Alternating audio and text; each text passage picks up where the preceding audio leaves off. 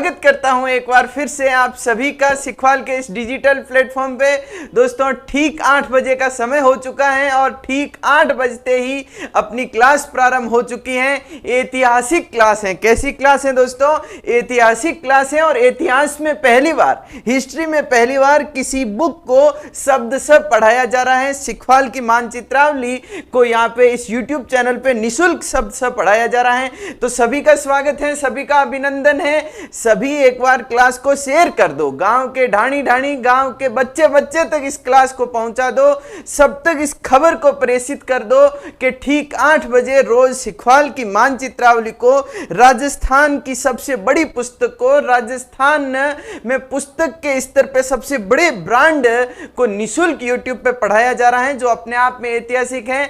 तो दोस्तों अधिक से अधिक शेयर कर दो, चैनल को सब्सक्राइब कर लो और पढ़ने लग जाओ। दोस्तों अपन क्या पढ़ रहे थे? अपन है जो मानचित्रावली का खंड र पढ़ रहे हैं। उसमें क्या है? राज व्यवस्था है। राज व्यवस्था में कल अपन ने राज्य सरकार पढ़ना प्रारंभ किया था और राज्य सरकार का जो पहला बिंदु आता है राज्यपाल है, जो अपन ने पढ़ना प्रारंभ कर दिया था। क्या दोस्तों? राज्यपाल पढ़ना प्रारंभ कर दिया था। कल की क्लास में बहुत कुछ है जो अपन ने जान लिया था। क्या जान लिया था कल की क्लास में? मैं एक बार पॉइंट रिवाइज कर देता हूं, बिंदु को है जो रिवाइज कर लेता हूं, फिर आप भी हैं जो नए सिरे से पढ़ना प्रारंभ कर लेना। कल दोस्तों अपन ने राज्यपाल पद का सर्जन कर लिया था और इसके बाद अपन ने राज्यपाल से संबंधित पहला अनुच्छेद जाना था 153। इसमें अपन ने जाना था कि प्रत्येक राज्य के लिए एक राज्यपाल होगा, परंतु एक ही व्यक्ति 2 या 2 से अधिक राज्यों का राज्यपाल भी हो सकता है। एक बात अपन ने ये जानी थी, एक बात जानी थी अनुच्छेद 154 में कि इस राज्य की समस्त कार्यपालिका शक्तियां किसमें होगी? राज्यपाल में होगी। फिर अपन ने जाना कि राज्यपाल होने के कारण राजस्थान का जो भी व्यक्ति राज्यपाल बनेगा, राज्यपाल बनने के कारण, राज्यपाल के पद पे आने के कारण उसे और भी बहुत सारी भूमिकाएं मिलेगी। वो कौन कौन सी होगी? वो रेड क्रॉस सोसाइटी का अध्यक्ष होगा, वो सैनिक कल्याण बोर्ड का अध्यक्ष होगा, वो सैनिकों के लिए एकीकृत निधि है उस प्रबंध समिति का अध्यक्ष होगा, स्काउट गाइड का अध्यक्ष होगा, पश्चिमी सेक्टर सांस्कृतिक केंद्र उदयपुर का अध्यक्ष होगा, अरावली प्रबंध बोर्ड का अध्यक्ष होगा। ऐसी बहुत सारी भूमिकाएं उसे मिलेगी। इसके बाद अपन ने चर्चा की थी कि उसका संबोधन कैसे होगा। फिर अपन ने देखा था कि उसकी योग्यताएं क्या होगी। बाद इसकी नियुक्ति पे चर्चा की थी। नियुक्ति कौन करता है दोस्तों? राष्ट्रपति करता है। इसके बाद है जो अपन ने नियुक्ति के बाद उसकी शपथ पे चर्चा की थी और इसके बाद दोस्तों अपन ने क्या किया था? इसके कार्यकाल पे चर्चा की थी। किस पे चर्चा की थी? कार्यकाल पे है जो कल चर्चा कर ली थी। आज इससे आगे की क्लास रहेगी। आज है जो इससे आगे की क्लास रहेगी। तो सभी क्लास में जुड़ जाइए और क्लास को अधिक से अधिक शेयर कर दीजिए, अधिक से अधिक शेयर कर दीजिए और अपने अपने व्हाट्सएप स्टेटस पे इस क्लास को लगा लीजिए। कार्यकाल यानी कि अनुच्छेद 156 से अपन है जो आगे पढ़ना प्रारंभ करेंगे। कल कौन कौन से अनुच्छेद देख लिए थे? एक बार यदि अनुच्छेदों को क्रम में देखना चाहो, क्योंकि अनुच्छेदों को क्रम में जानना भी जरूरी है, वहां से भी प्रश्न आते हैं। तो अनुच्छेद 153 क्या है? कमेंट बॉक्स में बता दो। प्रत्येक राज्य का एक राज्यपाल। अनुच्छेद 154 क्या है? राज्य की समस्त कार्यपालिका शक्तियां किसमें होगी? राज्यपाल में होगी। अनुच्छेद 155 क्या है? राज्यपाल की नियुक्ति कौन करेगा? राष्ट्रपति करेगा। अनुच्छेद 156 क्या है? राज्यपाल का कार्यकाल कितना होगा? राष्ट्रपति के प्रसाद पर्यंत सामान्यतः 5 वर्ष। अनुच्छेद 157 क्या है? राज्य के राज्यपाल पद के लिए योग्यताएं। अनुच्छेद 158 क्या है? राज्यपाल पद के लिए शर्तें। क्या है दोस्तों? राज्यपाल पद के लिए शर्तों का उल्लेख कहां पे है? अनुच्छेद 158 में है। पद और शर्तें अलग अलग हैं, कल विस्तार से चर्चा की थी। और अनुच्छेद 159 क्या है? अनुच्छेद 159 राज्यपाल पद के लिए शपथ से संबंधित है। किससे संबंधित है? शपथ से संबंधित है। और एक खास बात बता दूं दोस्तों, कल एक बार फ्लो में मैंने एक गलत तथ्य आपको बता दिया था। आज माफी मांगते हुए सुधार कर लेता हूं कि जो राज्यपाल की शपथ होगी उसका जो प्रारूप होगा वो मैंने कल आपको तीसरी अनुसूची बता दिया था, तीसरी अनुसूची में नहीं है, अनुच्छेद 159 में ही है। ये है जो आपको ध्यान में रखना है। आर के नाथ जी बिल्कुल स्वागत है, अभिनंदन है नाथ जी। और जी आपके टेक्निकल अपडेट जग्गू दादा, आप सभी की बातों को स्वीकार कर लिया गया है, आपके कमेंटों को ले लिया गया है, अब बस है जो क्लास पे फोकस करना है। तो अब आगे बढ़ते हैं दोस्तों, आज के दिन का पहला अनुच्छेद लेते हैं। अनुच्छेद कौन सा हो गया? अनुच्छेद 160 हो गया। कौन सा अनुच्छेद हो गया? 160। अनुच्छेद 160 क्या कहता है? अनुच्छेद 160 कहता है कि कुछ आकस्मिक परिस्थितियां हो जाए, कुछ आपातकालीन परिस्थितियां हो जाए, तो उन आपातकालीन परिस्थितियों में राज्यपाल पद के कर्तव्यों का निर्वहन कैसे होगा, यह बात कहां पे उल्लेखित है? अनुच्छेद 160 में है। क्या है? आकस्मिक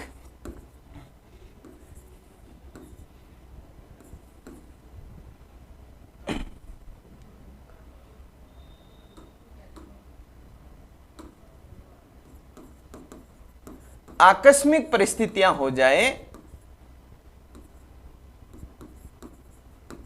कुछ आकस्मिक परिस्थितियां हो जाए, कुछ इमरजेंसी परिस्थितियां हो जाए जिनका उल्लेख संविधान में नहीं है, तो इस स्थिति में राज्यपाल पद के कर्तव्य का निर्वहन कैसे होगा? आकस्मिक परिस्थितियां कैसी? जिनका उल्लेख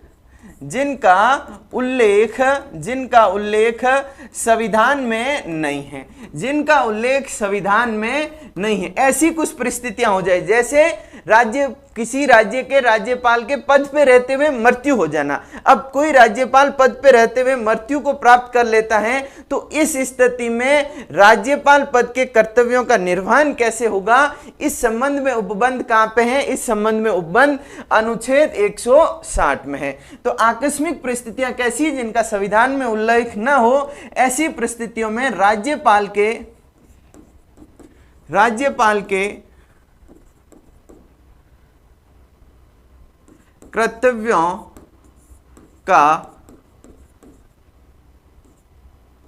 निर्वहन कैसे होगा, यह बात कहां पे उल्लेखित है? अनुच्छेद 160 में। कैसे होगा? अनुच्छेद 160 कहता है कि इस स्थिति में कर्तव्यों का निर्वहन कैसे होगा, इस संबंध में व्यवस्था कौन करेगा? राष्ट्रपति करेगा। कौन करेगा? इस संबंध में व्यवस्था राष्ट्रपति करेगा।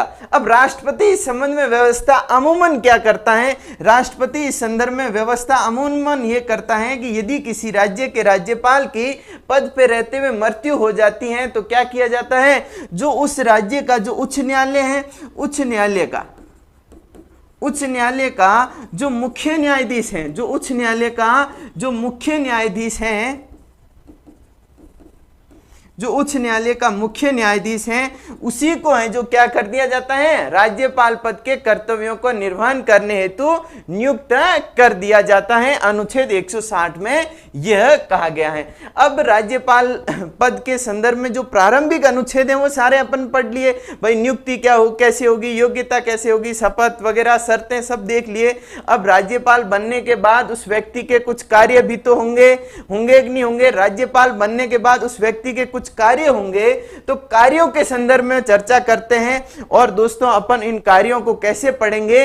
जिस क्रम में संविधान में लिखे गए हैं ना, उसी क्रम में पढ़ेंगे, क्योंकि जैसे मानचित्रावली में लिखा गया वैसे ही अपन पढ़ने वाले हैं। उन कार्यों का वर्गीकरण नहीं करेंगे कि कार्यकारी कार्य ये होंगे, विधायी कार्य ये होंगे, न्याय संबंधी कार्य ये होंगे, इस प्रकार से वर्गीकरण नहीं करेंगे। जैसे संविधान में अनुच्छेद वाइज लिखा है वैसे ही पढ़ेंगे, और वैसे ही पढ़ने से याद रहेगा, क्योंकि संविधान में जैसा लिखा गया अनुच्छेद वाइज वैसे पढ़ेंगे तो अनुच्छेदों का क्रम भी अपन को चुटकियों में याद हो जाएगा। नहीं तो उलझे रहेंगे कि विधायी कार्य ये, चलो ये कार्यकारी कार्य ये, फिर न्यायिक कार्य ये, सब विवेक की शक्तियां ये, इस प्रकार से नहीं करके संविधान में जैसा लिखा गया वैसे ही पढ़ेंगे। तो इस संदर्भ में सबसे पहला अनुच्छेद कौन सा हो जाता है? 160 तक अपन ने पढ़ लिया, तो अनुच्छेद कौन सा हो गया दोस्तों? अनुच्छेद हो गया 161। अनुच्छेद 161 में क्या है? अनुच्छेद 161 161 में क्या है?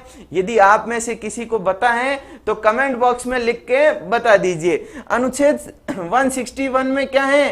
राज्यपाल की राज्यपाल की समाधान शक्ति।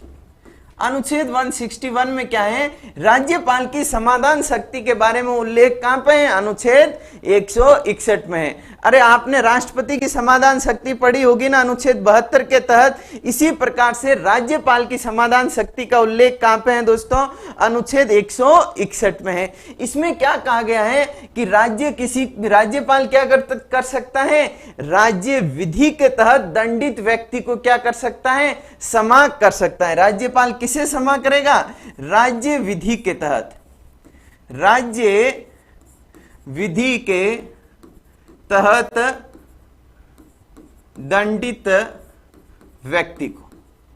राज्यपाल को जो समाधान की शक्ति प्राप्त है वो कौन सी विधि के संदर्भ में है, जहां तक राज्य की कार्यपालिका शक्तियों का विस्तार है वहीं तक है जो राज्यपाल किसी व्यक्ति को क्या कर सकता है, क्षमा कर सकता है। राज्य की कार्यपालिक शक्तियों का विस्तार यानी कि राज्य विधि के तहत दंडित यानी कि संवर्ती सूची या राज्य सूची के तहत कोई विधि बनाई गई और इस विधि के तहत यदि कोई व्यक्ति दंडित है तो उसे राज्यपाल क्षमा दे सकता है, उसे माफ कर सकता है, दूसरे व्यक्ति को नहीं। यह ध्यान में रखना। राज्य विधि के तहत दंडित व्यक्ति को राज्यपाल क्या कर सकता है, राज्यपाल क्षमा कर सकता है, उसे पूर्ण रूप से माफ कर सकता है।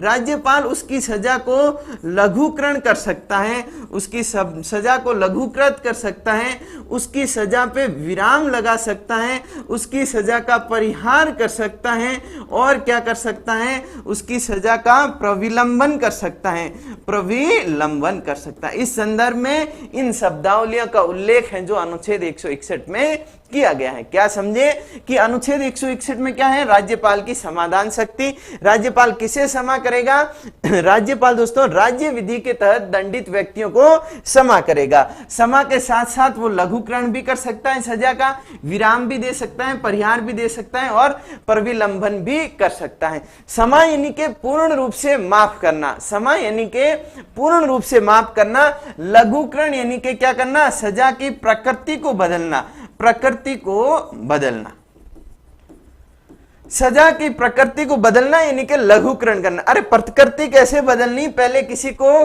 कठोर कारावास की सजा सुनाई गई, अब उस कठोर कारावास की सजा को साधारण कारावास में बदलना। पहले किसी को 10 वर्ष का कठोर कारावास था, राज्यपाल के पास गया, हाथ फैलाए तो राज्यपाल ने कहा कि मैं तेरी सजा को माफ तो नहीं कर रहा, क्षमा तो नहीं कर रहा, परंतु तेरी सजा का लघुकरण कर रहा हूं। लघुकरण कैसे होगा, लघुकरण यानी कि क्षमा की प्रकृति को, सजा की प्रकृति को बदलना। कैसे बदली प्रकृति, जो कठोर कारावास है तेरा उसे साधारण कारावास में बदल लूं, या फिर यदि मृत्युदंड दिया गया है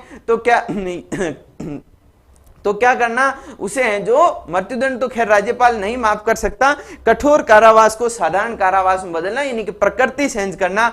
विराम लगाना यानी कि विशेष परिस्थितियों में, कैसी परिस्थितियां दोस्तों, विशेष परिस्थितियों में क्या करना, उसकी किसी की सजा को बदलना क्या होता है, विराम हो गया।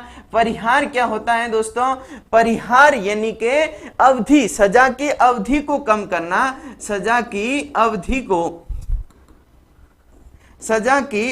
को कम करना यानी कि परिहार करना। और प्रविलंबन यानी कि सजा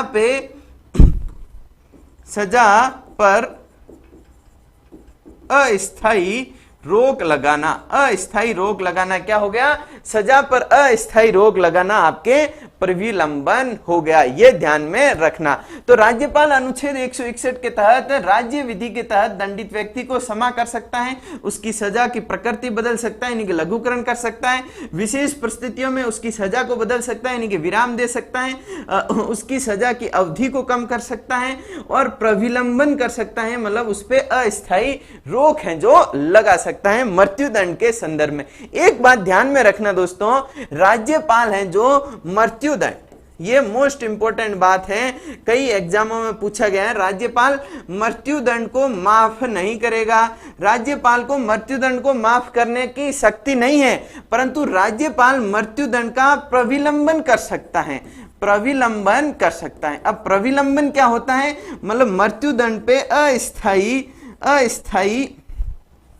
अस्थाई रोक हैं जो लगा सकता है। क्या कर सकता है? अस्थाई हैं जो रोक लगा सकता है। अस्थायी रोक हैं जो राज्यपाल लगा सकता है। माफ तो नहीं करेगा मृत्युदंड को, परंतु अस्थायी रोक लगा देगा ताकि अगला व्यक्ति राष्ट्रपति के पास जाने का समय जो प्राप्त कर। ऐसा ना है कि कल ही उसे फांसी दी जा रही है, व्यक्ति भागा भागा राज्यपाल के पास आया दया याचिका के लिए, राज्यपाल ने कहा कि भाई मेरे बस की बात नहीं है, मृत्युदंड के पे हैं जो मृत्युदंड प्राप्त किए हुए व्यक्ति को क्षमा करना, मैं तेरी मृत्युदंड की जो सजा है उस पर अस्थायी रोक लगा लेता हूं। यानी कि तू अब राष्ट्रपति वगैरह के पास जाकर के क्या कर सकता है? राष्ट्रपति वगैरह के पास जाकर के अपनी सजा को माफ करवा सकता है। खैरात जी क्या कर रहे हैं? सर राजस्थान की पॉलिटी कब तक पूरी करवा दोगे? राजस्थान की पॉलिटी आपके 25 क्लास में पूरी करवा देंगे। ये दूसरी क्लास है, ध्यान में रखना। ठीक 25 दिन, फिर 5 दिन 6 दिन अपन है जो क्वेश्चन आंसर की प्रैक्टिस करेंगे। और आने वाले आरएएस एग्जाम में, आने वाले आरएएस एग्जाम के लिए ये क्लासें बहुत इंपॉर्टेंट हैं। आरएएस प्री में राजस्थान पॉलिटी से संबंधित करीब 12 प्रश्न पूछे जाएंगे।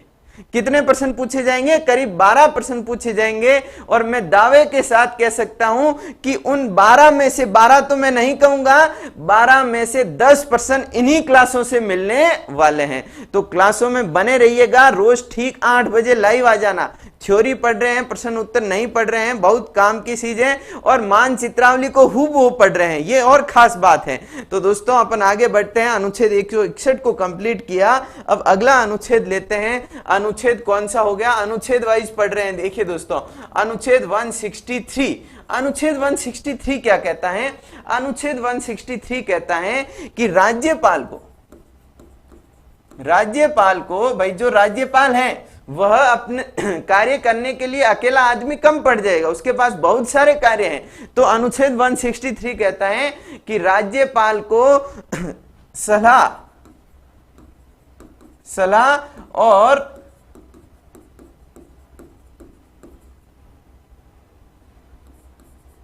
सहायता देने के लिए एक मंत्री परिषद होगी। एक मंत्री परिषद होगी जिसका मुखिया कौन होगा दोस्तों? जिसका मुखिया या प्रधान, संविधान में प्रधान लिखा है तो अपन भी प्रधान ही लिख लेते हैं, प्रधान मुख्यमंत्री होगा। मुख्यमंत्री होगा। अनुच्छेद जो 163 है 163 का क्लोज 1 क्या कहता है कि राज्यपाल को सहायता और सलाह देने के लिए एक मंत्री परिषद होगी और राज्यपाल अपने कार्य को मंत्री परिषद की सलाह के अकॉर्डिंग ही करेगा, सिर्फ उन्हीं कार्यों को छोड़ करके जो उसकी सविवेक की शक्तियों के अधीन आते हो। दोस्तों जो अनुच्छेद 163 का क्लोज फर्स्ट की जो सेकंड बात है वो क्या है कि राज्यपाल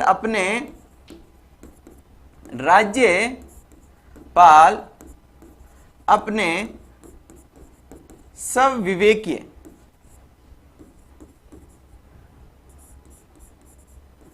कार्यों को छोड़कर सभी कार्यों को मंत्री परिषद की सलाह अनुसार करेगा। तो अनुच्छेद जो 163 का क्लोज 1 है वो क्या कहता है कि राज्यपाल को सलाह और सहायता देने के लिए एक मंत्री परिषद होगी और राज्यपाल अपने सविवेकीय कार्य, ऐसे कार्य जो उसे अपने विवेक से करने हैं, उन कार्यों को छोड़कर सभी कार्य किसकी सलाह पे करेगा? मंत्री परिषद की सलाह पे हैं जो करेगा, मंत्री परिषद की सलाह पे करेगा। और मंत्री परिषद का प्रधान कौन होगा? मुख्यमंत्री होगा। ये बात दे रखी है और ये उपबंध बड़ा इंपॉर्टेंट है। दोस्तों आपने पढ़ा होगा और मैंने भी आपको इसी क्लास में बताया है कि राज्यपाल की लगभग कमोबेश वही स्थिति होती है जो केंद्र में राष्ट्रपति की होती है।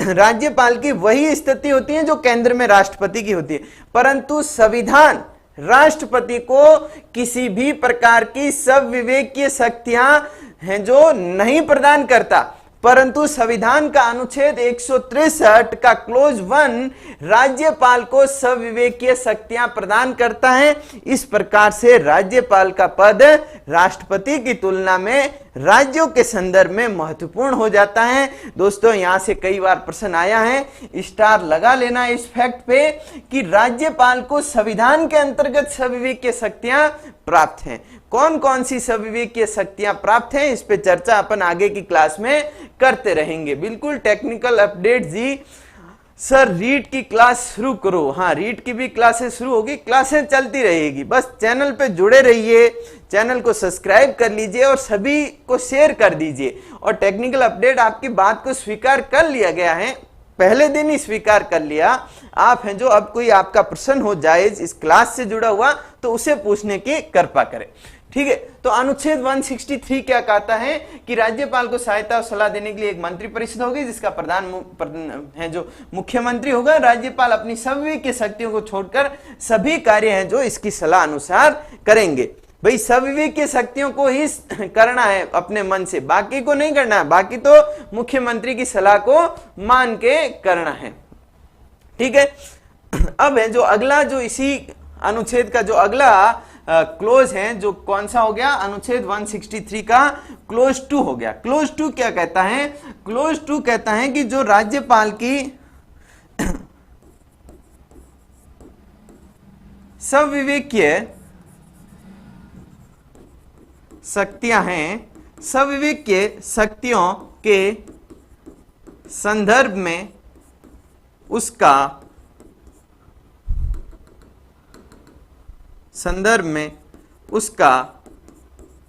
विनिश्चय अंतिम होगा।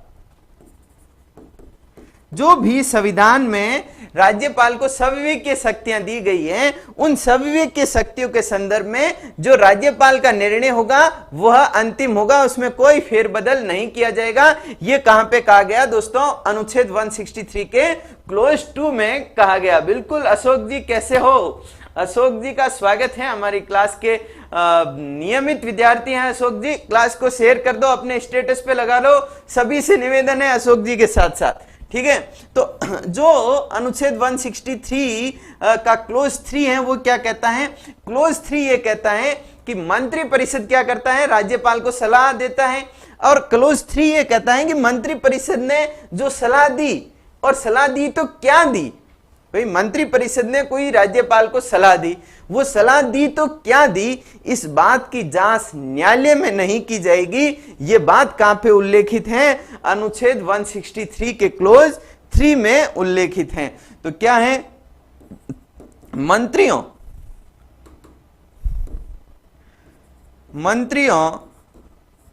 द्वारा राज्यपाल को दी गई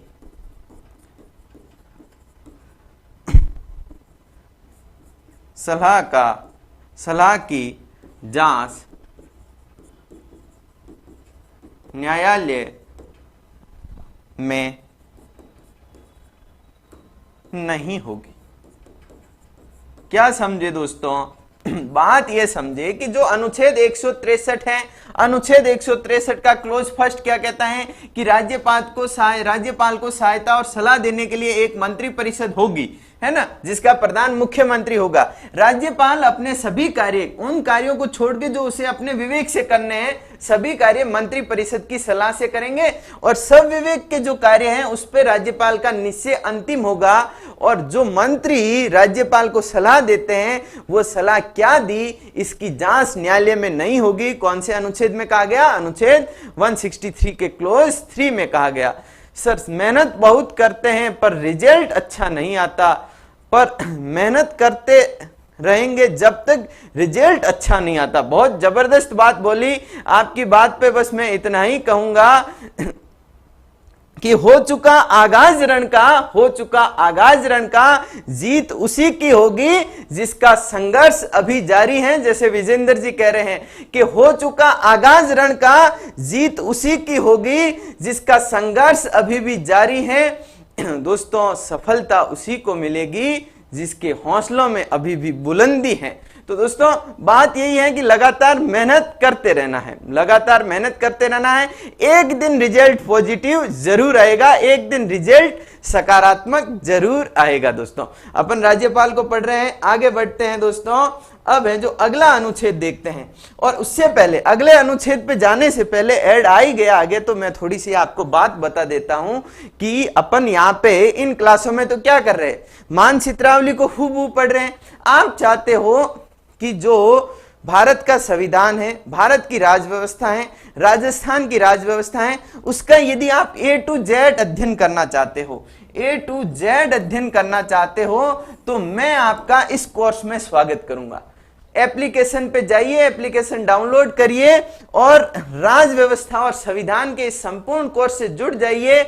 लगभग 150 क्लास मिलेगी संविधान और राज व्यवस्था पे, जिसमें राजस्थान की राजव्यवस्था, भारत की राजव्यवस्था दोनों शामिल हैं। सिर्फ 99 रुपए में। इतना यकीन दिलाता हूं इस कोर्स में पढ़ने के बाद यदि आपको कहीं पॉलिटी पढ़ानी भी होगी तो आप आत्मविश्वास से पढ़ा पाओगे। एक एक अनुच्छेद का बढ़िया ढंग से पोस्टमार्टम है जो किया जा रहा है। अब अपन है जो अपनी क्लास को कंटिन्यू रखते हैं दोस्तों। अनुच्छेद 163 देख लिया, अब अगला अनुच्छेद देखते हैं दोस्तों। आपके अगला अनुच्छेद कौन सा हो गया? अनुच्छेद 167 हो गया। कौन सा हो गया दोस्तों? अनुच्छेद 167 हो गया। अनुच्छेद 167 क्या कहता है? अनुच्छेद 167 ये कहता है, भाई अनुच्छेद 163 में अपन ने क्या देखा कि मंत्री परिषद है जो राज्यपाल को सलाह देगी, उस सलाह के अकॉर्डिंग है जो राज्यपाल को कार्य करने होंगे। तो राज्यपाल का इसमें कोई वजूद नहीं है क्या? राज्यपाल मंत्री परिषद को कुछ मंत्री परिषद से कोई चीज मांग नहीं सकती क्या? मुख्यमंत्री से कोई जानकारी नहीं मांग सकता क्या? राज्यपाल मांग सकता है। कौन से अनुच्छेद के तहत? अनुच्छेद 167 के तहत। अनुच्छेद 167 क्या कहता है कि राज्यपाल कौन दोस्तों? अपन पढ़ राज्यपाल रहे हैं तो राज्यपाल की बात करेंगे। राज्यपाल मुख्यमंत्री से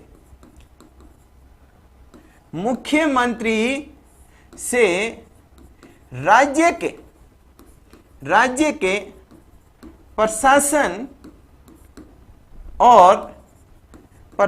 और विधायी विषयों के संदर्भ में कोई भी जानकारी मांग सकता है। राज्यपाल मुख्यमंत्री से, एक राज्यपाल की पावर है कि वो मुख्यमंत्री से राज्य के प्रशासन और राज्य की विधायी विषयों के संदर्भ में कोई भी जानकारी मांग सकता है। और वो जानकारी देने के लिए वो जानकारी देने के लिए मुख्यमंत्री बाध्य होगा, उसे है जो वह जानकारी देनी होगी। बिल्कुल लाइव क्लास चलती रहेगी, लाइव क्लास कभी नहीं रुकेगी जब तक है जो दोस्तों आपके स्टेट पॉलिटी को पूरा ना पढ़ा दिया जाए, मानचित्रावली को पूरा ना पढ़ा दिया जाए, तब तक लाइव क्लास चलती रहेगी।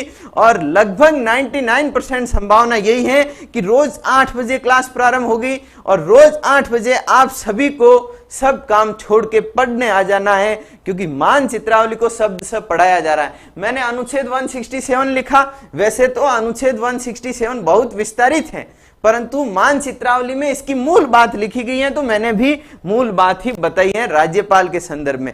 जो विस्तारित है अनुच्छेद 167 में क्या है? मुख्यमंत्री के कर्तव्य हैं। तो जब अपन मुख्यमंत्री पढ़ेंगे तब इसको डिटेल में पढ़ेंगे। यहां तो सिर्फ राज्यपाल की एक शक्ति बतानी थी, वो अपन ने उल्लेखित कर दी।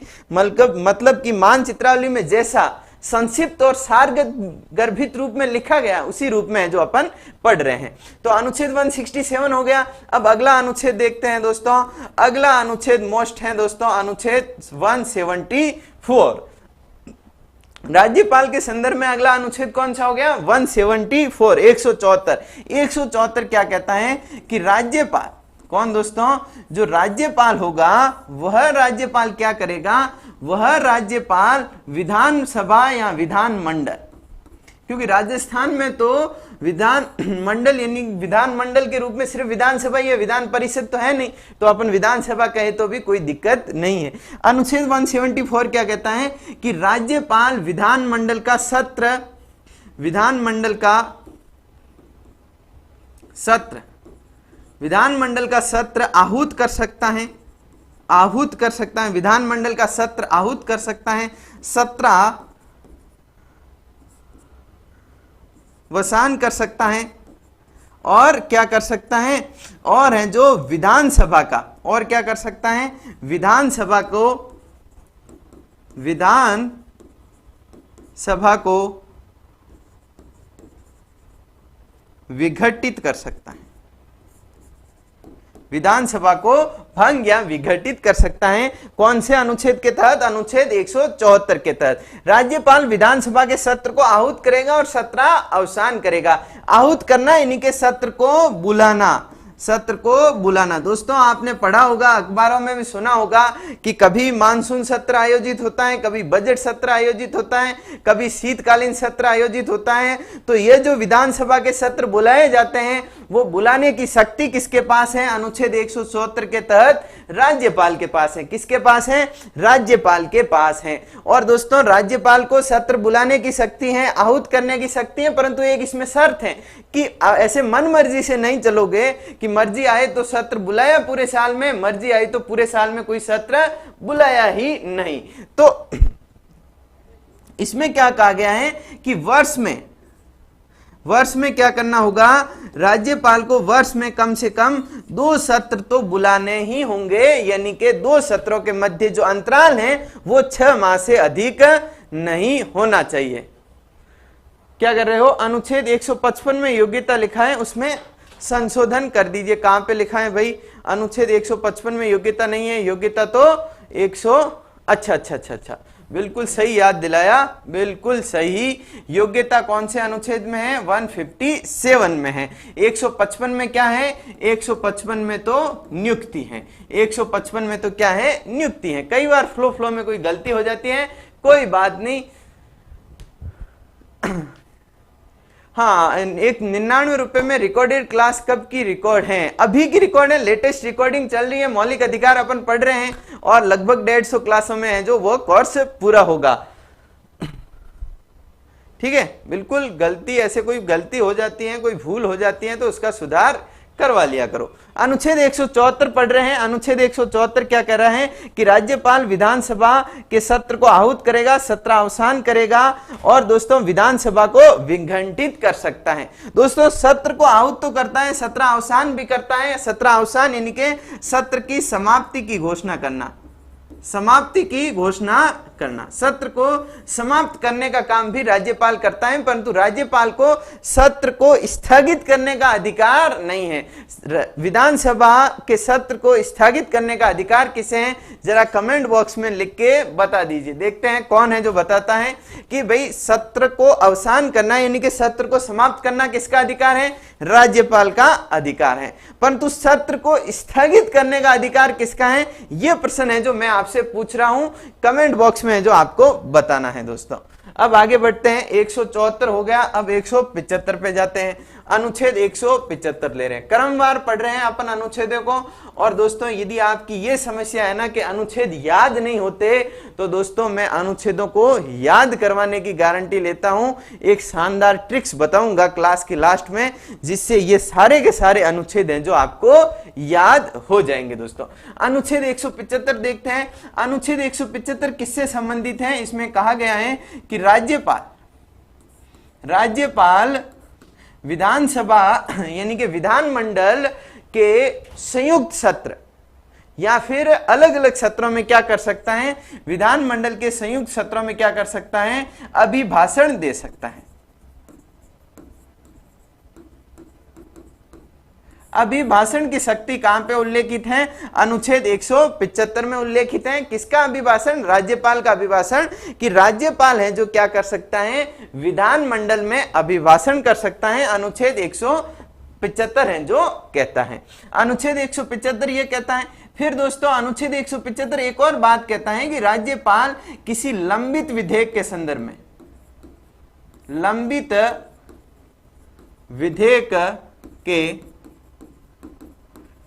विधेयक के संदर्भ में क्या कर सकता है? राज्यपाल किसी लंबित विधेयक के संदर्भ में क्या कर सकता है? राज्यपाल विधानसभा को या विधानमंडल को विधान मंडल को संदेश भेज सकता है।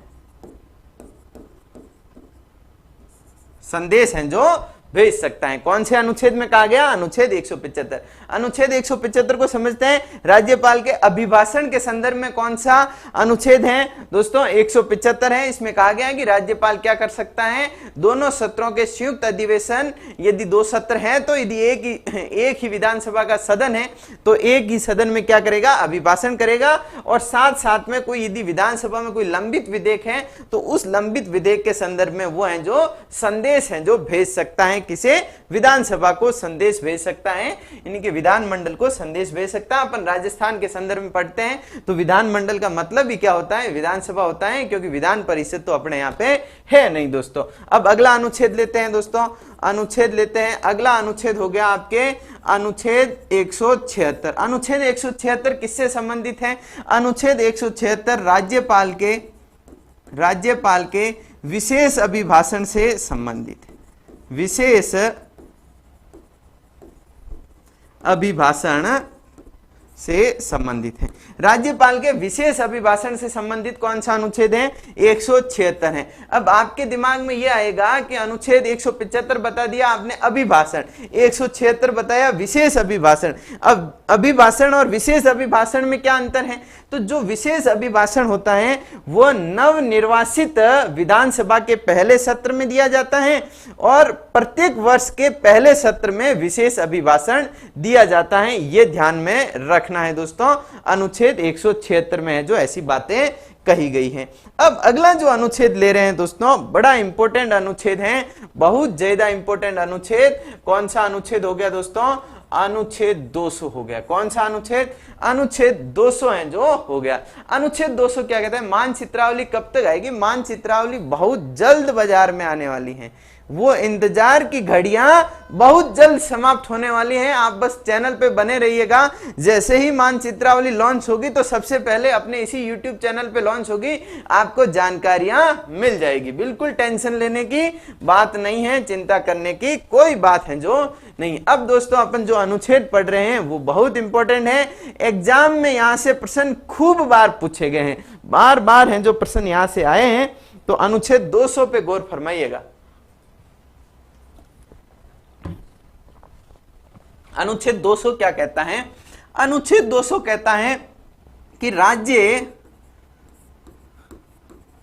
विधान मंडल द्वारा पारित, राज्य विधान मंडल द्वारा पारित कोई भी विधेयक, राज्य विधान मंडल द्वारा पारित कोई भी विधेयक, राज्य विधान मंडल द्वारा पारित कोई भी विधेयक कानून या अधिनियम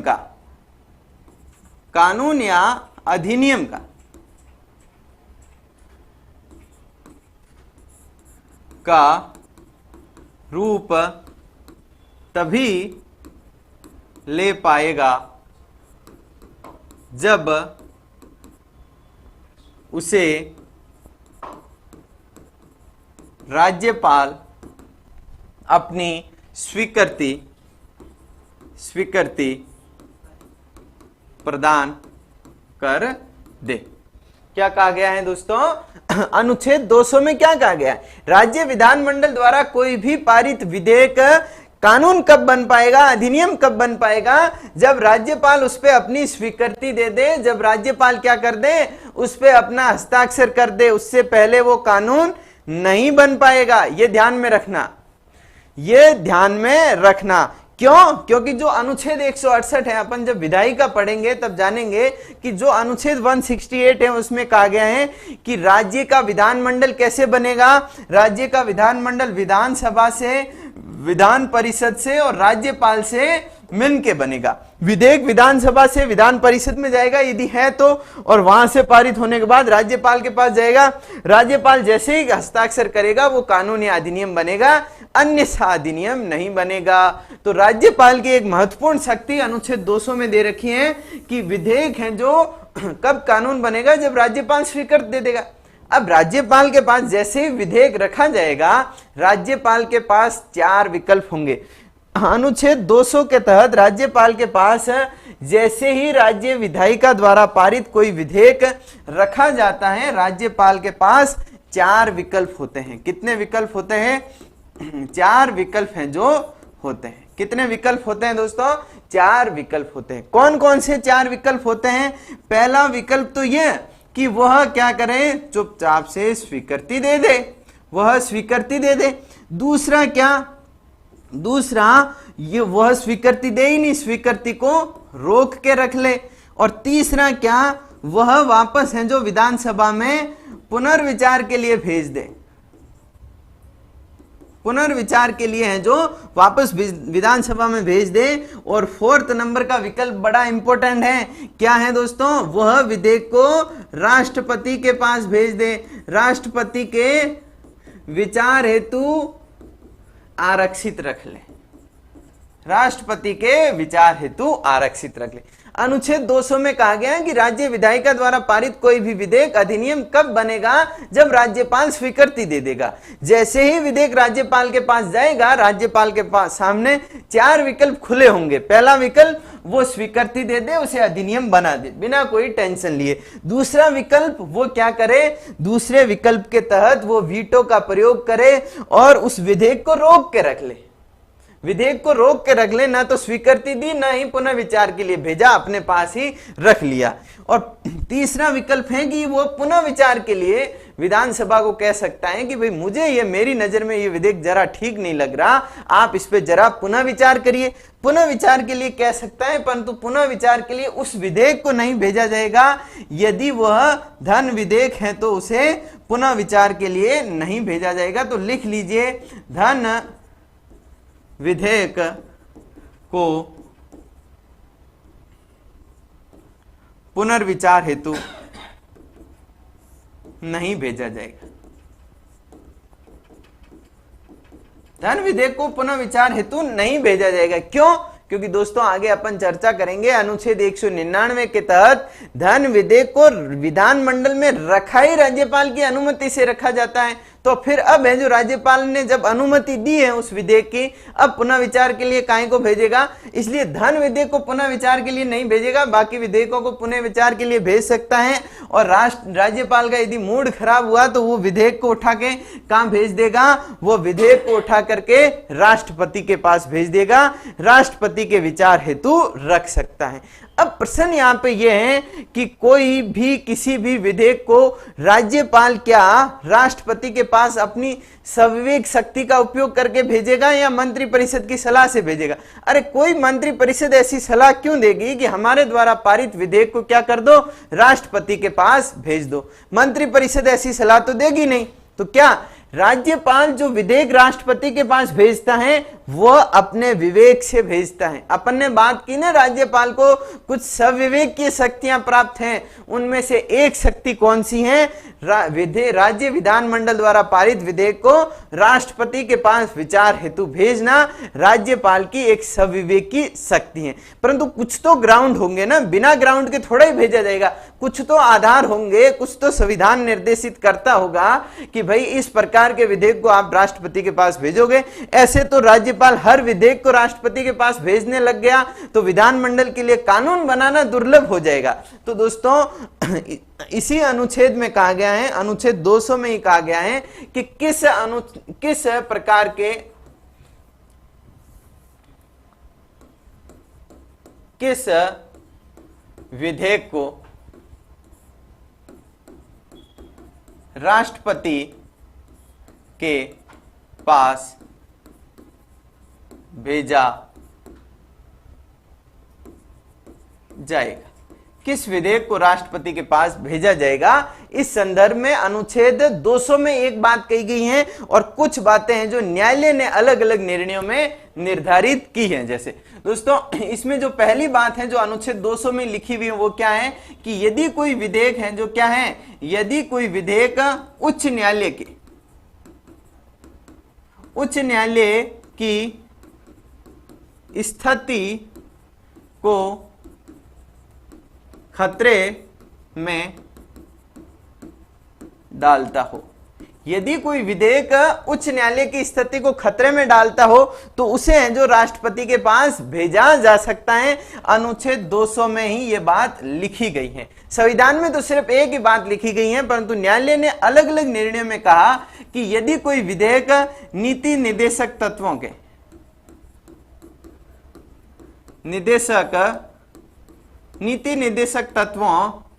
के विपरीत हो, यदि कोई विधेयक नीति निर्देशक तत्वों के विपरीत हो तो उसे राष्ट्रपति के पास भेजा जा सकता है। यदि कोई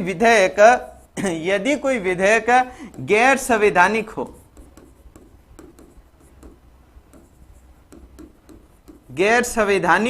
हो, राज्यपाल को यदि कोई विधेयक गैर संवैधानिक लग रहा हो तो वो राष्ट्रपति के पास भेज सकता है। यदि कोई विधेयक राज्यपाल को देश के व्यापक हित के विरुद्ध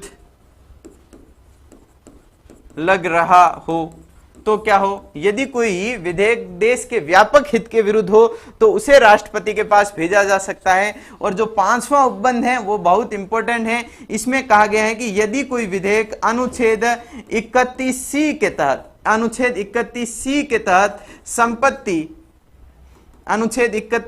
तहत संपत्ति के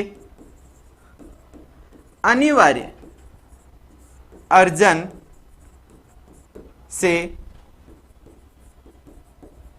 संबंधित हो, यदि कोई विधेयक संपत्ति के अनिवार्य अर्जन से संबंधित हो तो उसे भी क्या किया जा सकता है, तो उसे भी राष्ट्रपति के पास विचार हेतु भेजा जा सकता है। तो क्या समझे दोस्तों, अपन ये समझे कि जो अनुच्छेद 200 क्या कहता है, अनुच्छेद 200 कहता है कि भाई कोई भी विधेयक कानून कब बनेगा, कोई भी विधेयक कानून तभी बनेगा जब राज्यपाल है जो स्वीकृति दे देगा। अब राज्यपाल के पास जैसे ही विधेयक रखा जाएगा, राज्यपाल के पास 4 विकल्प होंगे, वो स्वीकृति दे दे, वो स्वीकृति को रोक ले या उस विधेयक को भाई पुनः विचार के लिए वापस विधानसभा में भेज ले। परंतु यदि धन विधेयक है तो उसे पुनः विचार हेतु नहीं भेजा जाएगा। और चौथा विकल्प यह है कि वो राष्ट्रपति के पास उस विधेयक को विचार करने हेतु रख सकता है। अब किस विधेयक को राष्ट्रपति के पास विचार हेतु रखा जाएगा, यदि कोई विधेयक उच्च न्यायालय की स्थिति को खतरे में डालता हो तो राज्यपाल उस विधेयक को राष्ट्रपति के पास भेज सकता है। यदि कोई विधेयक नीति निर्देशक तत्व डीपीएसपी के विरुद्ध हो तो राज्यपाल उसे राष्ट्रपति के पास भेज सकता है। यदि कोई विधेयक उसे गैर संवैधानिक लगे तो राष्ट्रपति के पास भेज सकता है। यदि कोई विधेयक देश के व्यापक हित के विरुद्ध हो तो राष्ट्रपति के पास भेजा जा सकता है। यदि कोई विधेयक अनुच्छेद 31C के तहत संपत्ति के अनिवार्य अर्जन से संबंधित हो तो उसे जो राष्ट्रपति के पास भेजा जा सकता है। जब विधेयक राष्ट्रपति के पास चला जाएगा तो राष्ट्रपति उस पर अपना निर्णय किस हिसाब से देगा, अनुच्छेद 201 के तहत देगा। कौन से अनुच्छेद के तहत देगा, अनुच्छेद 201 में कहा गया है कि यदि विधेयक किसके पास चला जाए, यदि विधेयक है जो राष्ट्रपति के पास चला जाए तो राष्ट्रपति उस पर निर्णय कैसे देगा, वो अनुच्छेद 201 में कहा गया है। तो राष्ट्रपति क्या कर सकता है, वही कर सकता है। पहले तो क्या दे दे, पहली बात तो स्वीकृति दे दे, दूसरी बात स्वीकृति को रोक के रख ले, तीसरी बात है जो राज्यपाल के माध्यम से, क्या दोस्तों, राज्यपाल के माध्यम से, भाई राज्यपाल के माध्यम से राष्ट्रपति के पास विधेयक आया है तो तीसरी बात में क्या कहा गया कि राज्यपाल के माध्यम से राष्ट्रपति उस विधेयक को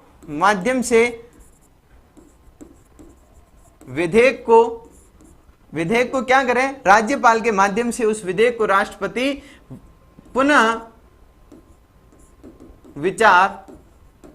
विचार हेतु विधानसभा को भेज सकता है, विधानसभा को भेज सकता है। फिर राज्यपाल के माध्यम से उसके पास विधेयक आए तो राज्यपाल के माध्यम से वो पुनः विचार हेतु भी भेज सकता है। उसके पास ये 3 विकल्प होंगे। अब विधानसभा में पुनः विचार किया, विधानसभा ने उस विधेयक को फिर पारित किया और राज्यपाल के पास गया, राज्यपाल ने फिर उसे राष्ट्रपति के पास भेज दिया। राष्ट्रपति ने फिर कहा कि फिर पुनः विचार करो, फिर विधानसभा ने पारित किया, राज्यपाल के पास गया, राज्यपाल ने राष्ट्रपति के पास भेजा, राष्ट्रपति ने फिर पुनः विचार के लिए भेजा।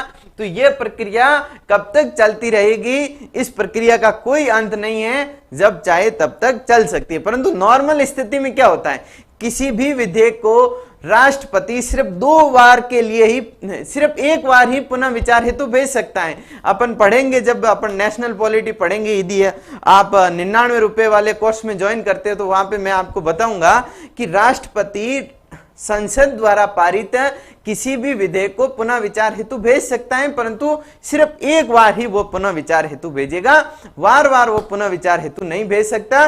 परंतु यदि विधेयक राज्यपाल के माध्यम से राष्ट्रपति के पास विचार हेतु आया है तो राष्ट्रपति चाहे उतनी बार उसे पुनः विचार हेतु भेज सकता है, यह ध्यान में रखना जी। तो अनुच्छेद 201 हो गया, और अगला जो अनुच्छेद लेते हैं दोस्तों राज्यपाल के संदर्भ में, वह बेहद इंपॉर्टेंट अनुच्छेद है, अनुच्छेद 213। अनुच्छेद 213 बेहद इंपॉर्टेंट है। अनुच्छेद 213 क्या कहता है? अनुच्छेद 213 कहता है राज्यपाल की अध्यादेश की शक्ति। कैसी शक्ति दोस्तों? अध्यादेश, अध्यादेश जारी करने की शक्ति, ऑर्डिनेंस जारी करने की शक्ति के बारे में उल्लेखित अनुच्छेद 213 में किया गया। अनुच्छेद 213 में क्या कहा गया कि राज्यपाल अध्यादेश जारी कर सकता है। राज्यपाल अध्यादेश कब जारी करेगा? जब राज्य विधान मंडल का विश्रांति काल हो। विश्रांति काल मतलब राज्य विधानमंडल का कोई भी सत्र कार्यरत न हो। अनुच्छेद 213 राज्यपाल अध्यादेश जारी कर सकता है। अध्यादेश कौन जारी करेगा? राज्यपाल करेगा। राज्यपाल अध्यादेश जारी कर सकता है। अध्यादेश कब जारी करेगा? जब राज्य विधानमंडल का क्या हो? विश्रांति काल हो, मतलब राज्य विधानमंडल का कोई भी सत्र नहीं चल रहा हो, तब है जो अध्यादेश जारी किया जा सकता है। अनुच्छेद 213 में यह कहा गया है दोस्तों। अब अध्यादेश क्यों जारी किया जाएगा? अब कभी भाई ऐसे 6 महीने तो होते ही होते हैं, कम से कम 6 नहीं तो 3 महीने तो ऐसे होते ही हैं जब विधानसभा का सत्र नहीं चल रहा हो, विधानमंडल का सत्र नहीं चल रहा हो। क्या उस समय हर बार विधेयक अध्यादेश जारी किया जाएगा? नहीं। राज्यपाल विधानमंडल के विश्रांति काल में अध्यादेश जारी करेगा, परंतु कब? जब राज्यपाल को यह विश्वास हो जाए कि ऐसी परिस्थितियां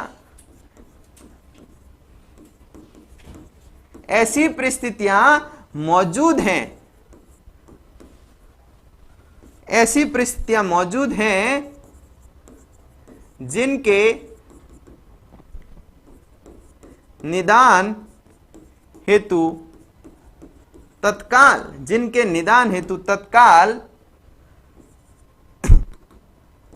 विधि की जरूरत है। भाई राज्यपाल राज्य विधानमंडल का जब सत्र नहीं चल रहा हो, यानी कि विश्रांति काल हो, तब क्या कर सकता है? तब है जो अध्यादेश जारी कर सकता है। परंतु अध्यादेश कब जारी करेगा? जब राज्यपाल को यह विश्वास हो जाएगी ऐसी परिस्थितियां मौजूद हैं जिनके निदान हेतु क्या करना है? कोई न कोई कानून लाना ही होगा। ऐसी परिस्थितियां हैं तो अध्यादेश जारी किया जाएगा। जैसे दोस्तों अभी पेपर आउट के कुछ मामले हुए, भर्ती परीक्षाओं में है जो करप्शन बहुत तेज गति से बढ़ने लगा। अब करप्शन तेज गति से बढ़ने लगा तो उस करप्शन को रोकने के लिए, माफियाओं की हिम्मत को तोड़ने के लिए कुछ कानून की जरूरत थी तत्काल रूप से। तभी राज्यपाल द्वारा इस संदर्भ में एक अध्यादेश भी लाया गया। तो ऐसी यदि परिस्थितियां हो जिनको निदान हेतु क्या करना हो, तुरंत प्रभाव से कानून चाहिए, तो है जो राज्यपाल अध्यादेश जारी करेगा, अन्यथा अध्यादेश जारी नहीं किया जाएगा। अब राज्यपाल अध्यादेश जारी कर देगा तो अध्यादेश का प्रभाव क्या होगा? भाई राज्य में कोई भी कानून बनाना है तो कानून बनाने का काम किसका है? कानून बनाने का काम तो राज्य विधानमंडल का है, परंतु अध्यादेश भी क्या है? एक तरीके का कानून ही है। तो उस कानून का प्रभाव क्या होगा? उस कानून का वही प्रभाव होगा जो राज्य विधान मंडल द्वारा निर्मित कानून का होता है। उस कानून का क्या प्रभाव होगा? उस कानून का वही प्रभाव होगा जो राज्य विधानमंडल द्वारा निर्मित कानून का होता है। मतलब वो एक कानून के रूप में लागू होगा, एकदम प्रॉपर विधि मानी जाएगी।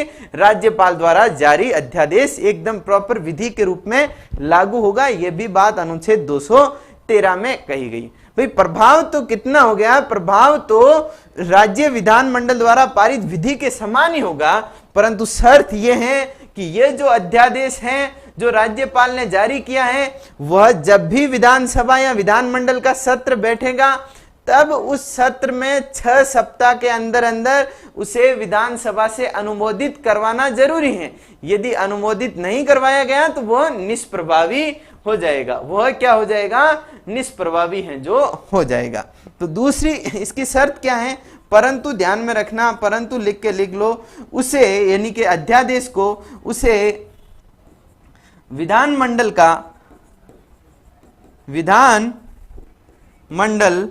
का सत्र प्रारंभ होने से 6 सप्ताह के अंदर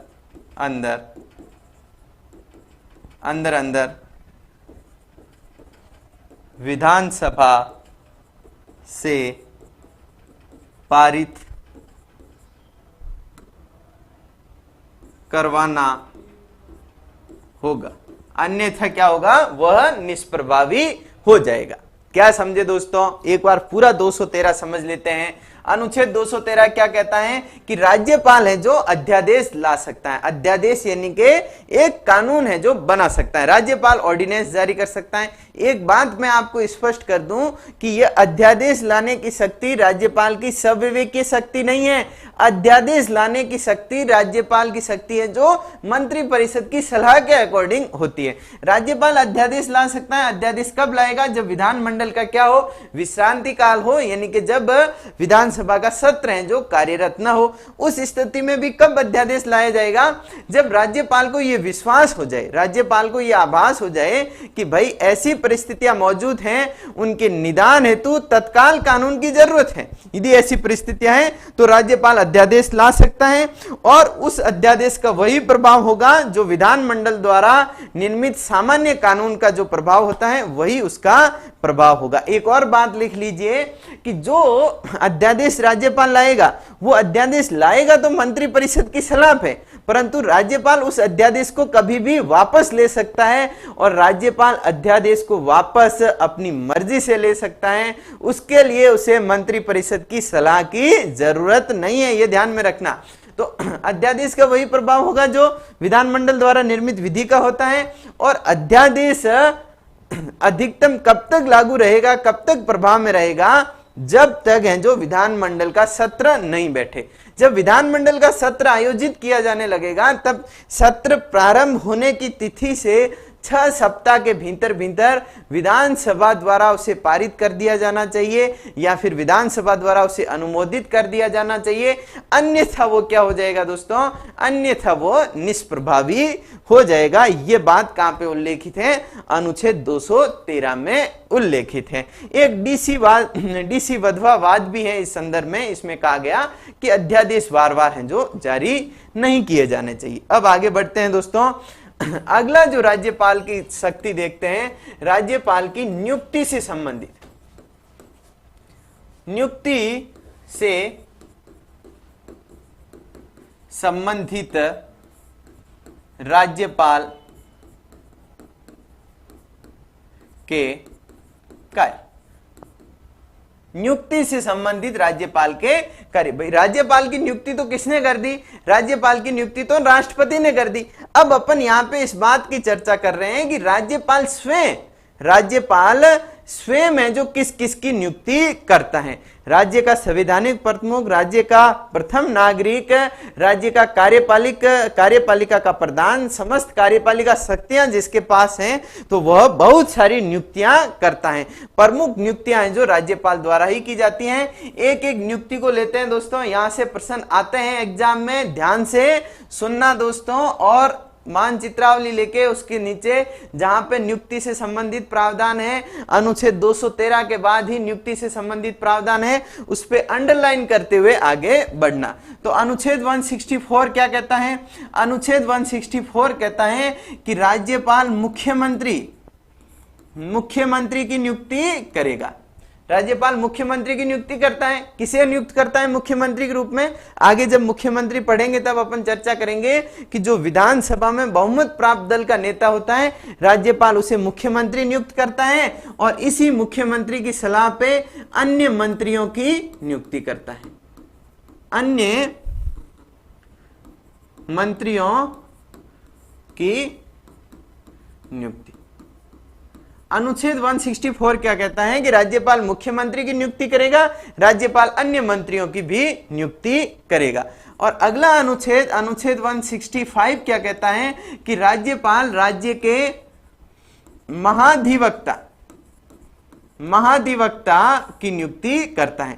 जो राज्य का महाधिवक्ता होता है, इसको अपन विस्तार से पढ़ेंगे दोस्तों, मानचित्रावली के ही इसी सेशन में पढ़ेंगे कि जो राज्य का महाधिवक्ता होता है, मतलब राज्य सरकार का सबसे बड़ा वकील, राज्य सरकार का सबसे बड़ा कानूनी सलाहकार, उसकी भी नियुक्ति कौन करता है? राज्यपाल ही करता है। वर्तमान में राजस्थान के महाधिवक्ता कौन है? जरा कमेंट बॉक्स में लिख के बता दीजिए, देखते हैं कौन है जो बता पाता है। मैं जिस भी संवैधानिक पोस्ट का उल्लेख करूं, जिस आयोग के अध्यक्ष का उल्लेख करूं, वह सभी आपको कमेंट बॉक्स में बताना है। जो विद्यार्थी इस क्लास को रिकॉर्डेड फॉर्मेट में देखते हैं, उनसे भी निवेदन है कि आप भी कमेंट बॉक्स में लिख लीजिएगा।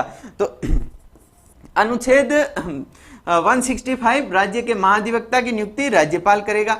अगला अनुच्छेद हो गया दोस्तों अनुच्छेद 171, वो भी राज्यपाल की नियुक्ति की शक्ति से संबंधित है। 171 का 1 और 171 का 3 क्या कहता है कि राज्यपाल यदि विधान परिषद का गठन होगा, किसका दोस्तों? विधान परिषद का। यदि विधान परिषद का गठन होता है, यदि विधान परिषद का गठन होता है, तो उस विधान परिषद की विधान परिषद की कुल संख्या के 1/6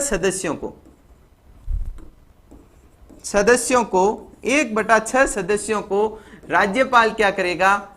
राज्यपाल 1/6 सदस्यों को राज्यपाल मनोनीत करेगा।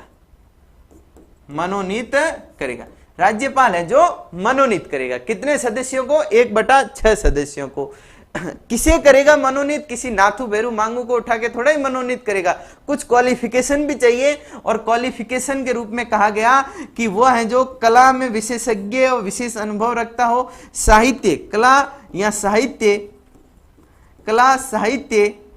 कला में विशेष ज्ञान या अनुभव रखता हो, या साहित्य में विशेष ज्ञान और अनुभव रखता हो, या फिर है जो दोस्तों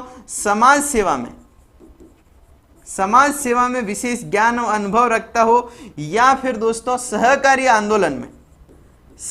आंदोलन में उसका विशेष ज्ञान और अनुभव हो, या फिर वो विज्ञान के सेक्टर में एक्सपर्ट हो, यानी कि इसरो का यदि कोई वैज्ञानिक है तो राज्यपाल उसे विधान परिषद का सदस्य मनोनीत कर सकता है।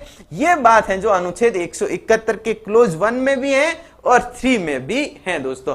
क्लोज 1 में तो कहा गया है कि राज्यपाल 1/6 सदस्यों को मनोनीत करेगा। क्लोज 3 में कहा गया है कि वह सदस्य कौन से होंगे। ये क्वालिफिकेशन है जो क्लोज 3 में उल्लेखित है। अब देखिए दोस्तों, अगला जो नियुक्ति से संबंधित राज्यपाल का अधिकार है वो कहां पे हो गया दोस्तों?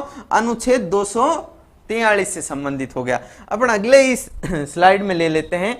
अगला जो नियुक्ति से संबंधित अधिकार है वो अनुच्छेद 243 कहो या ऐसे कह सकते हो आप, राज्य वित्त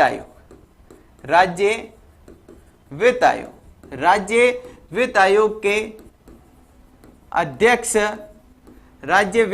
के अध्यक्ष या सदस्यों की नियुक्ति है जो कौन करता है? राज्य वित्त आयोग के अध्यक्ष और सदस्यों की नियुक्ति भी कौन करता है? आपके राज्यपाल ही करता है। राज्य वित्त आयोग के वर्तमान में अध्यक्ष कौन है, जरा बताइए। देखें, छठा वित्त आयोग चल रहा है, उसके सदस्य तो लक्ष्मण सिंह और अशोक लाहोटी हैं। अध्यक्ष कौन है आपको बताना है, जिसकी नियुक्ति राज्यपाल द्वारा की गई है। राज्य वित्त आयोग के अलावा जो राज्य निर्वाचन आयोग है, राज्य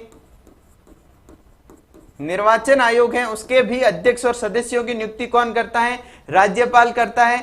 वर्तमान में राज्य निर्वाचन आयोग के अध्यक्ष कौन है? मधुकर गुप्ता साहब। इसके अलावा दोस्तों जो आरपीएससी है, पेपर आउट करने वाली जो एजेंसी है, भर्ती परीक्षाओं को आयोजित करने वाला जो बोर्ड है आरपीएससी, राजस्थान लोक सेवा आयोग, इसके भी अध्यक्ष और सदस्यों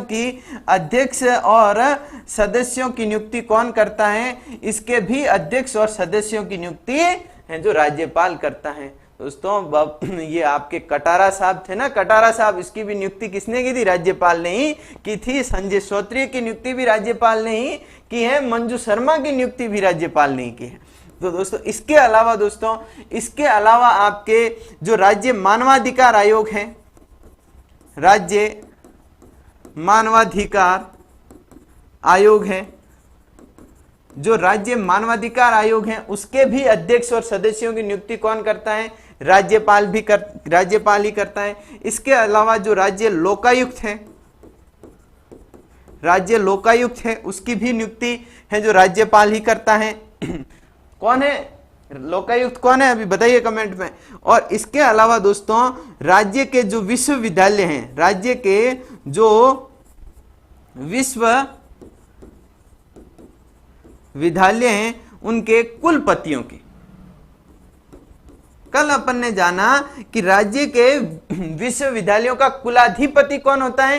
राज्य के विश्वविद्यालयों का कुलाधिपति तो स्वयं राज्यपाल होता है। कुलाधिपति तो स्वयं राज्यपाल होता है, परंतु उनके कुलपतियों की नियुक्ति कौन करता है? उनके कुलपतियों की नियुक्ति राज्यपाल ही करता है। तो राज्यपाल को इतने सारे नियुक्ति से संबंधित अधिकार भी प्राप्त हैं दोस्तों। इतने सारे पोस्टों पे राज्यपाल नियुक्ति करता है।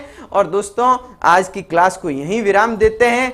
कल है जो एक अनुच्छेद 356 पढ़ेंगे। अनुच्छेद 356 के तहत जो राज्य में राष्ट्रपति शासन लगाए गए हैं, अब तक 4 राष्ट्रपति शासन लगाए गए हैं, पूरा डिटेल से पढ़ेंगे। भी पहला कब लगा, कब से कब तक लगा, उस समय मुख्यमंत्री कौन था, उस समय राज्यपाल कौन था, उस समय राष्ट्रपति कौन था, क्यों लगा, विशेष क्या है, सारे तथ्यों को है जो एक क्लास में जानने का प्रयास करेंगे। छोटी क्लास रहेगी कल की, और जो परसों जो क्लास होगी वह बहुत महत्वपूर्ण होगी, क्योंकि उस क्लास में दोस्तों आज की अप्रोच के अकॉर्डिंग आजकल प्रश्न कैसे पूछे जाते हैं? आजकल प्रश्न ऐसे पूछे जाते हैं कि उस राज्यपाल का नाम बताइए जो हिंदुस्तान एयरोनॉटिक लिमिटेड का अध्यक्ष रहा हो। तो इस प्रकार से सारे आज तक जितने भी राजस्थान के राज्यपाल हुए हैं उन सभी का पोस्टमार्टम करेंगे। उन सभी ने राज्यपाल पद पे रहने के अलावा कौन कौन से पदों को धारण किया और उनसे संबंधित क्या क्या विशेष तथ्य हो सकते हैं, उन सभी पे विस्तार से चर्चा करेंगे। तो दोस्तों कल फिर मिलते हैं ठीक 8 बजे। जो भी साथी इस क्लास को रिकॉर्डेड देखते हैं उनसे मेरा निवेदन है कि लाइव क्लास से जुड़िए। लाइव क्लास का आनंद ही कुछ और है। आप कुछ प्रश्न पूछिए, मैं कुछ आंसर देता रहूंगा और कनेक्टिविटी बनाएंगे, क्लास का माहौल बनाएंगे और पढ़ने का आनंद लेंगे। तो इजाजत चाहूंगा, बहुत बहुत धन्यवाद।